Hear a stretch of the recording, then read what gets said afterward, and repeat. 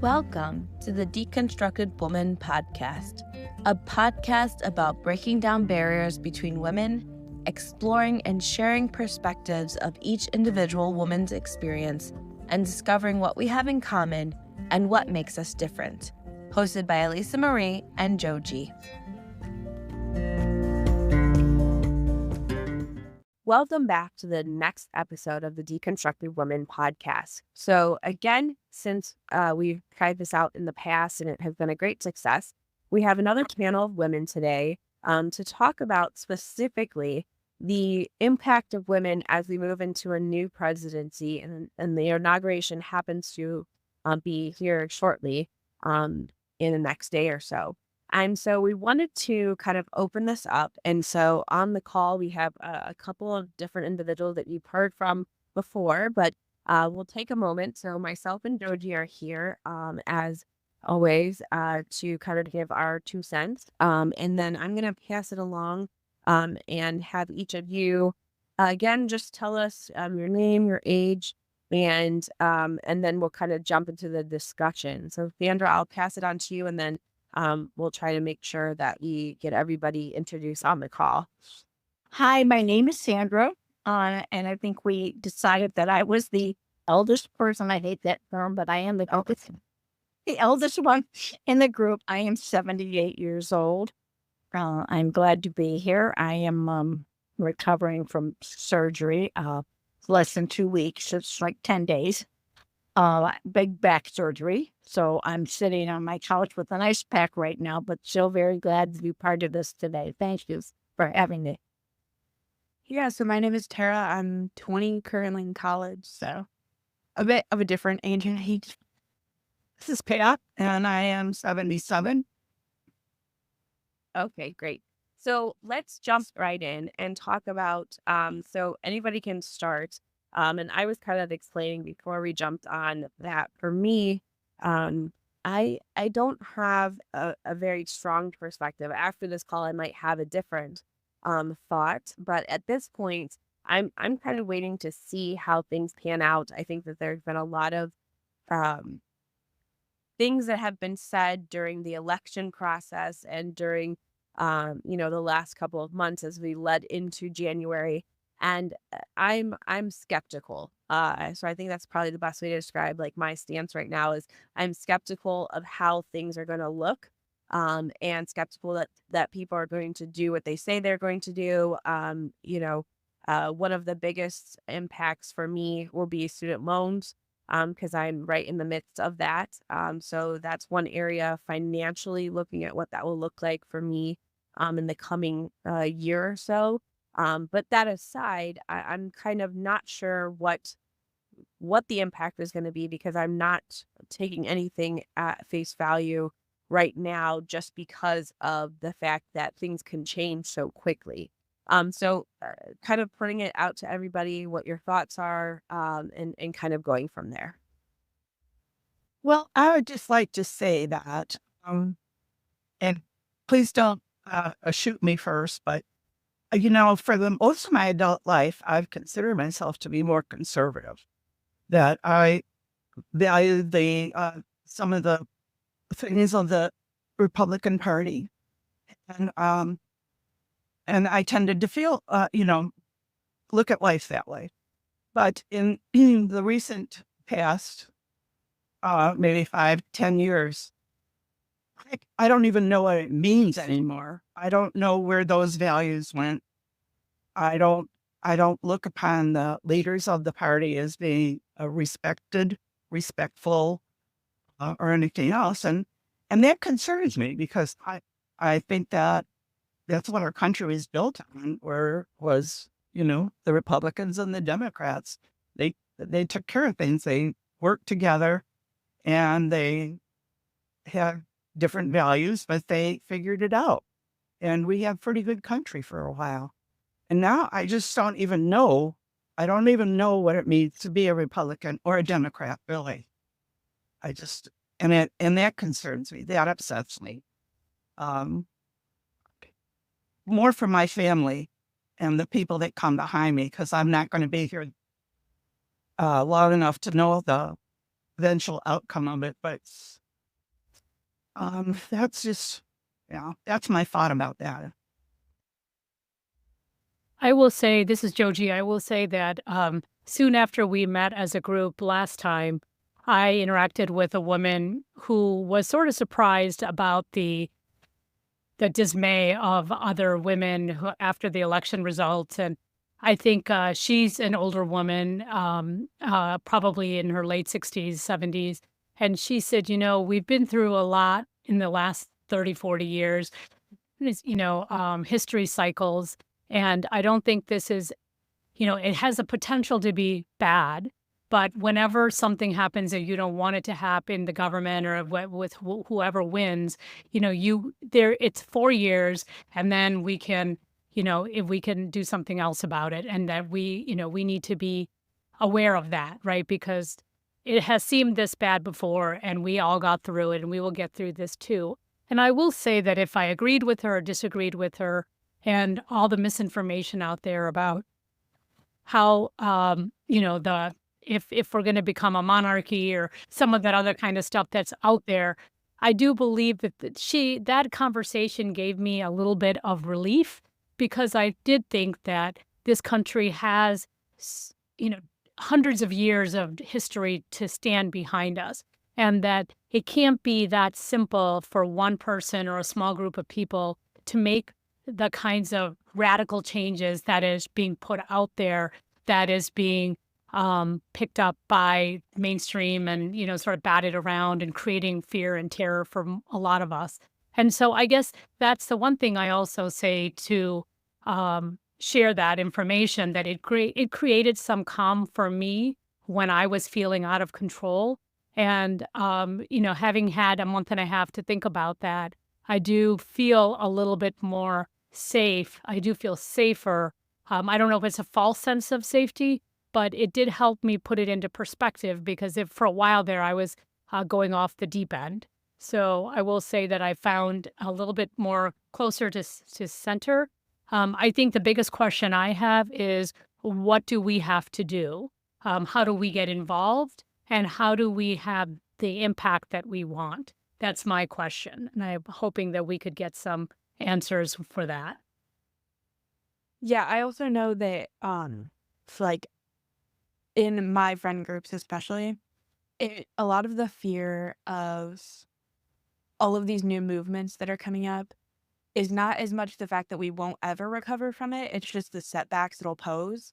So going kind of like, this isn't directly related to women, but I feel like it is kind of as well, because I know that a lot of like the student loans and stuff, a lot of the Department of Education is being moved to this new department that is headed by yet another billionaire, and all of that kind of stuff that is kind of annoying to me anyways. But a lot of the Department of Education stuff is moving, and in Department of Education, women are already so minoritized when it comes to research, that like stuff like that I know is directly impacting me and a couple of my friends. But then also just the setbacks to think like, I'm not gonna state my exact opinions on like Roe v. Wade and stuff, because that's not really what it's about. It's not up to me and that kind of stuff. But a lot of setbacks can come from the 4 years that he's here that might take a while to repair, is the biggest worry, I feel like, for a lot of people, because we've made it, women have made it very far in a very short amount of time. So I think it's more just the fear that we're going to have another setback and have to go all the way back and restart things that are now in movement. Yeah, Tara, when you talk about that, I do feel like that is one of the things that I worry about, given the fact that I think the popular vote, or the accepted ideas about women having choice around their bodies, is something that the majority of Americans do agree on.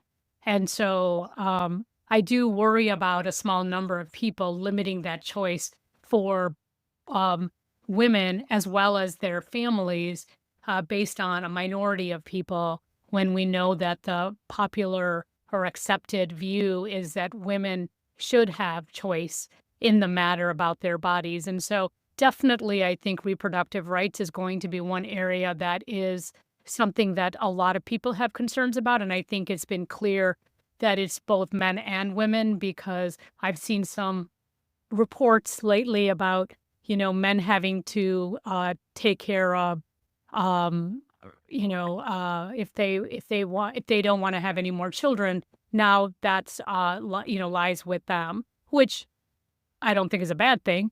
But that more men are becoming active in that discussion, because now it's up to them on how this happens. And I think that that's created some difficulties for families and how that progresses. So I definitely, and I do feel what you're saying. It took us a long time to get the rights that we have as women. And so now, if a small group of people, or however it happens, given the alignment between Congress and the Supreme Court and the new government, presidency, administration, how long is that going to now take to get us back to where we were when it took us so long to get here in the first place? So I definitely hear that as a concern, and I echo that concern. Not for me personally, because I'm beyond that age, but definitely for my daughter, for my granddaughter, and for the young women that I know who are being shaped by some of these decisions. And so I echo your concerns with that, Tara. I would like to, I hate to rain on your parade, but I think all of you are missing, obviously, maybe he's not read Project 2025. Because if you've read 2025, you would be terrified at this moment as to what is coming. There were 140 members involved in writing that report, and I recommend you all read it, because maybe then you'll be shaking in the boots instead of all sounding so calm, like this is a little tiny thing. I'm worried about my student loans, or I'm worried about my health care, or I'm worried about whatever. Read the report, and you will be terrified as to what the future brings. And there is no such thing as the Republican Party is not what it used to be. There is no Republican Party. Because when the Republican Party was around, they were decent, honest human beings. What we now are not decent, human, honest. But I want to know how many of you read the 140-page report. It's public knowledge. You can read it. And if you haven't read it, you need to read it. That's all I can say on this, because this is way too upsetting. Yeah, I have read parts of Project 2025 just because they were circulating around, and they're like, obviously, like you said, open source. And it is the whole thing is extremely disheartening. Every single page of it is pretty much just leading us towards a dystopian future. And they're starting with Chicago, just so you know, it's going to start close to home. We're going to start to see some of it. When they come in here with the police, they're bringing in they've got the troops lined up. They're prepared. They will start with Chicago, and then they will go to New York, and then they'll go to California, even though California is suffering. I mean, there's just so many horrendous things that are going to happen. And Elon Musk is running our country now. I mean, Donald Trump isn't not in charge of anything. He's a puppet.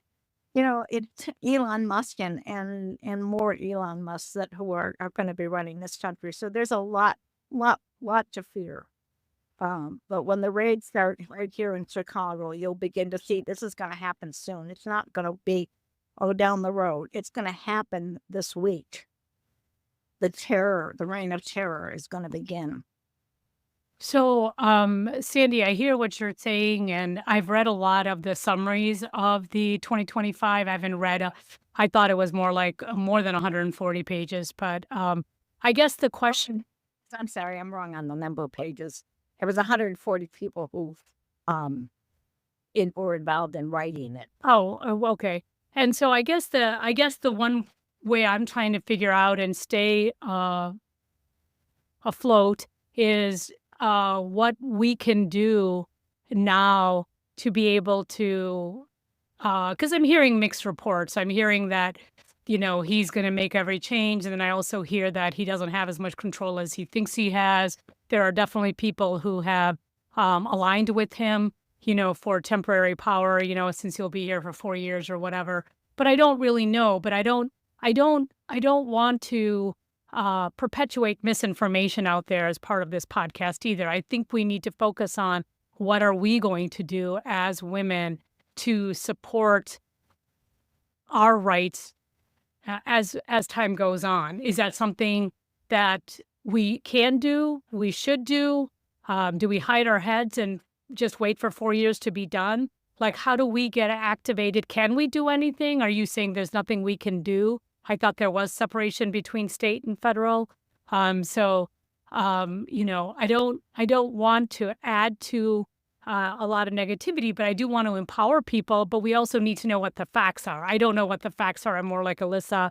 I've been trying to uh, listen less just to keep my own sanity. But I feel like I'm informed, but I'm also sort of like, I don't, until things start to happen, I don't know what we can do because so much of it is misinformation. Yeah, so I think that it's also important to look at. So, like, I know on campus, it's probably different. Other places, there's plenty of groups that you can like get together and write petitions towards certain things that you don't like. So, not that obviously, like Sandy said, if it were to come to where there's military in Chicago tomorrow, like a petition might not do much. But looking at it as just we don't know exactly what's going to happen.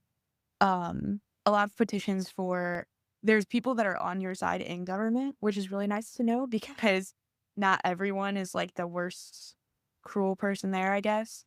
So you want to single out people who are on your side and who you elected in to like hold your views and write to them, petition to them. There's a lot of women who are feeling the same way right now that are just very scared because it's so uncertain. No one knows what's really going on because we can't see behind the curtain. So mainly just in my head, like any kind of political activism in this moment where it comes to like petitioning, writing letters, calling your local representatives who are speaking for you, because not a single voice is going to be heard, but like the people that we elected to speak for us, like they're the people that we need to start reaching out to now. Yeah. I'll view on that. Yeah, I would agree with that. I know of a lady that she was very active, and she called every day. She called a senator, a representative. She called someone in government to express her feelings about things and what she wanted to do. And I kind of admired that. I thought that was kind of a neat thing that she could do, and I think it's something anybody can do. I agree. I've been trying to figure out, since I don't have a lot of time, like how do I find out about getting involved? There are local ways that we as women can get involved. There are women's groups that are dedicated to that here.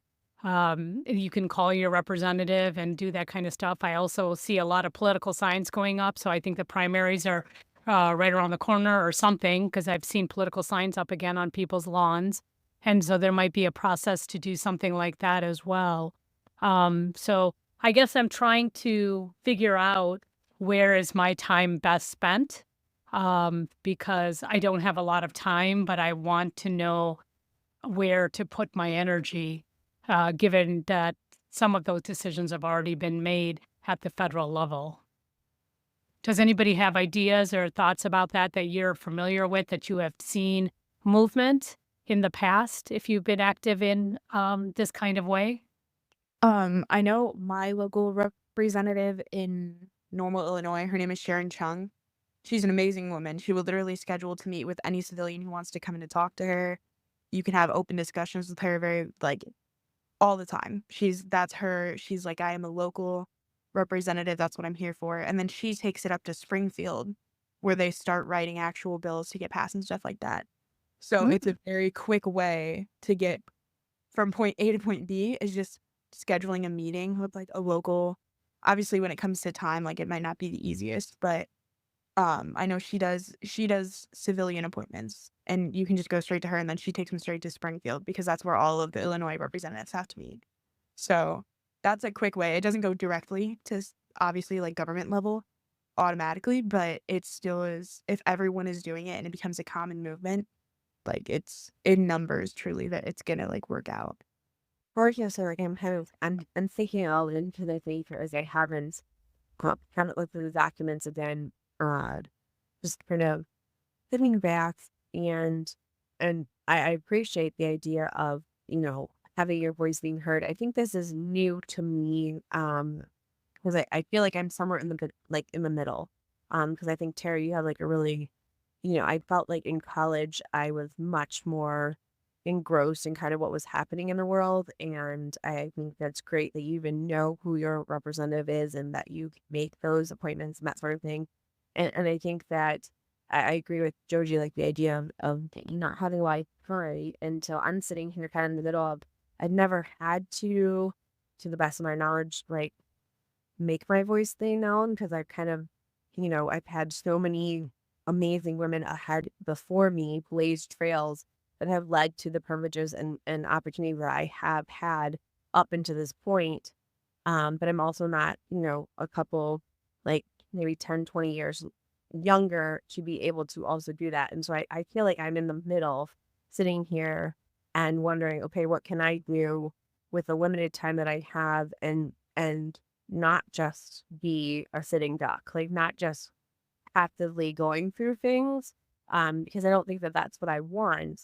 But I wonder if I don't know. That's how like listening to all of this and thinking, gosh, I don't know how to do that because I've never had to because people have done it for me in the past, and I don't have the avenues that are kind of laid for the younger generations as well. So I'm sitting here wondering, if anyone has any thoughts, with that in mind, and probably for our listeners, maybe there's some people who are like, yeah, that's where I'm at too, because it's just a hard bind to be in, but doesn't mean that we can't be active. I mean, I don't know. I have never seen the voting, like the leading up to the election. I've never seen so many people vote in the history of, you know, because I work at a voting location. And so, I mean, I saw every single day people around the doors. And so I think after seeing that many people come out and then the election results be what they were, it was like, whoa, like people, people came out of the woodwork to vote. And this is where we're at. And so is there just a bunch of misinformation or is there something we don't know about? Yeah. I mean, definitely, I think that since the election results were tallied, we know that the um, the Trump administration was not the popular vote. And then it goes back into like the electoral votes and all that other kind of stuff, which has been manipulated and changed over time. And, we could argue about that as well. But I mean, there by no means was it a landslide. But at the end of the day, the results following the way that we've always calculated our votes ended up, favoring the Trump administration.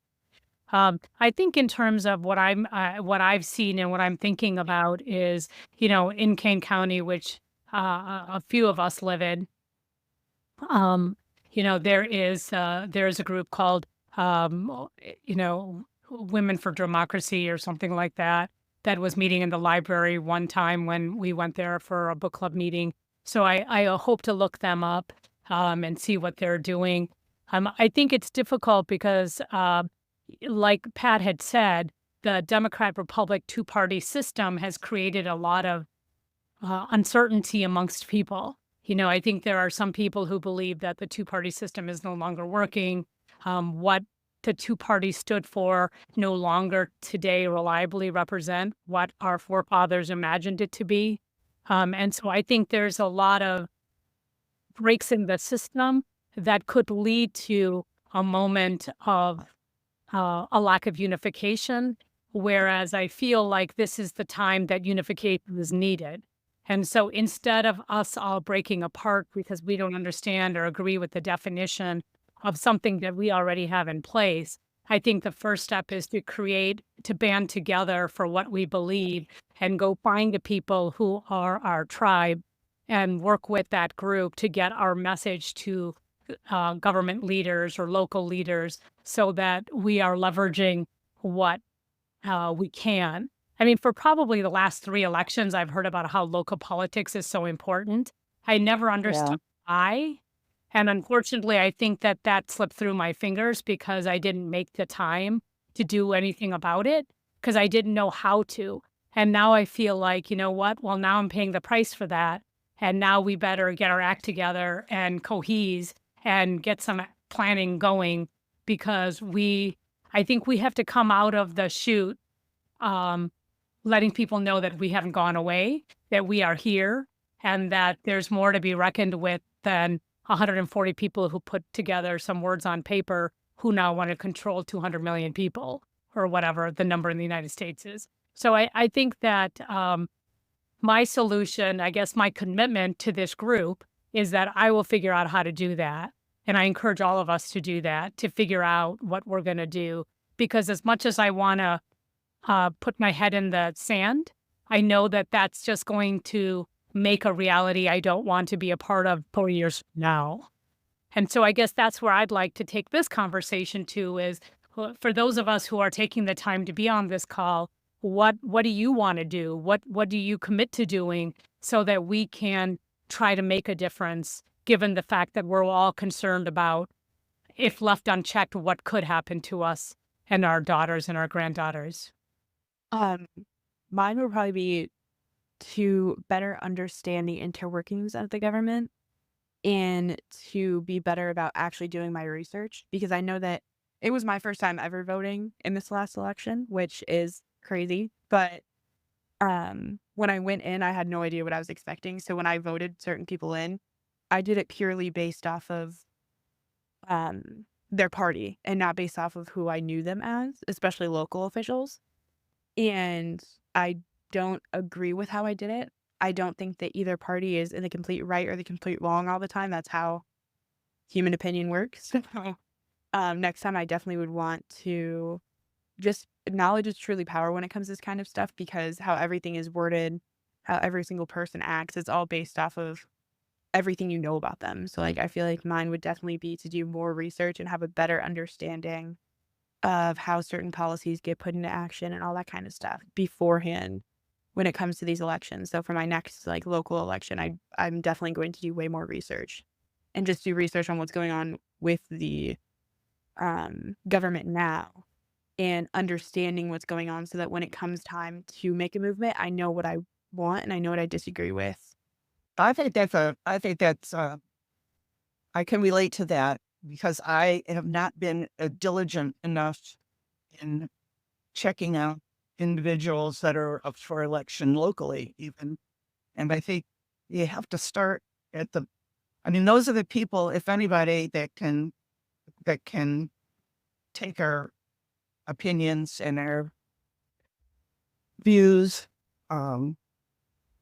closer to the top. I just don't have much faith in the top. I mean, the last thing I ever want to do is try to write to the president or call the president or anything like that, because I think it would just automatically be bounced, But I think on the local level, to really try and find out who these people are that are running for office, and even meet with them if possible, to convey, your individual hopes and dreams. And I think that's something that I'm going to have to prioritize in my life. It's not just going to be like, well, if I have time for it, I'll do it. And if I don't, okay. But I think we have to believe that this is important. Not just for now, but for the future, to check out these people that we're sending on the state level or even into Washington. Check them out and know who it is that we're voting for, really. We have to stop voting for parties, and that's what got us into this problem. Yeah. I have never believed in parties. And I still will never believe in parties. We have to vote for people. And we are in this situation because our parents or somebody told us that we had to be Democrat or we had to be Republican. I'm sorry. Those parties should be banned. We have to vote for people that are going to work for our interest. And if we had, you wouldn't be in this boat. So if everybody could try to vote for individuals and what they believe in, take your beliefs, find somebody who is aligned with you, not with the party. That's my final say on this subject. Yeah, I appreciate that. And I think I appreciate everyone's perspective, because I think for me, it does I'm sorry, it does start with a small ripple. And I think that's like kind of what I'm taking away from this whole discussion is that even, if we can't, necessarily sway things through our votes, okay, and then, next step is to talk to representatives. And so I appreciate the perspective that it's not just sit back and wait, but get into who's your local representative, get into the politics, get, whether it be a petition or just some way to have your voice heard, even on a very small level, can have a significant impact, especially if, think about like if everybody who's listening to this podcast just did a little bit of research to find out who their local representative is and find out what that person's, perspective is on things. I mean, that could have a huge ripple effect. And so I think that there is something to be said by feeling overwhelmed and almost defeated by, the unknown and what it's going to look like. But at the same time, we can kind of work together to make some changes. So I appreciate everyone's perspective on that front and trying to kind of bring it all together. Yeah, so I guess that it sounds like that's really where, we're focused on is trying to get prepared to learn from our mistakes this last time around and get active now so that we feel that we will be better prepared 4 years from now. And things will unfold. And I feel like we have to get more involved or less involved based on how things actually happen. This administration is known to say a lot and contradict themselves after that. And maybe things, I think it'll be a wait and see to see what really is going to come to pass. But I also don't think that we can wait to see if it will come to pass. I do feel like we need to get involved. So I'm really excited about the fact that from this small group of 5 women, we're committing to learning more, becoming more informed. I mean, everybody's at a different stage in their life, and some people have more time, some people have less time. And so, we're going to accordingly get involved based on that, how much time we have. But I actually feel better after talking to all of you and feeling like, okay, we're in this together. Like, I respect each of you. I know each of you have the best in mind for all of us to survive this time. And so I appreciate you guys talking and encouraging and holding the line to say, you know what, we can't wait. We need to do something and get educated, get informed, reach out, talk to people, and figure out what your role is. So I do appreciate everybody's comments, as Alyssa said as well. I see we're coming up, we passed the 30-minute mark. Does anybody have any final thoughts before we close the podcast down? Well, I just want to say that since Hamilton came out, and I'm sure I hope we've all seen that, it is kind of like reassuring to know that could be somewhat cyclical. I mean, there were deals being made in the back room, right, at that time too. So hopefully that it's cyclical, and hopefully with our commitment, we can get things on a better track.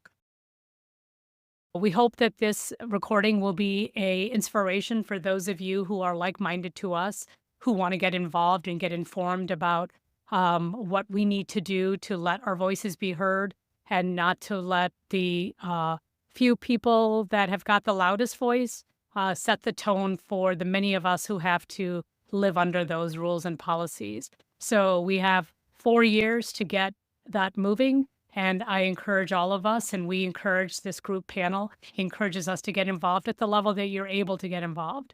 So thank you, listeners, for tuning in. I do appreciate it. And until next time, we'll talk to you soon. Thank you for listening to our podcast, The Deconstructed Woman. If you liked this podcast, please share it with your friends, rate this episode, or subscribe to be notified of all new content. We want to hear from you, our listener. Do you have thoughts on the discussions we're having? Want to share topic suggestions? Or want to join us for a topic that you're passionate about? Contact us at our email address, thedeconstructedwoman@gmail.com.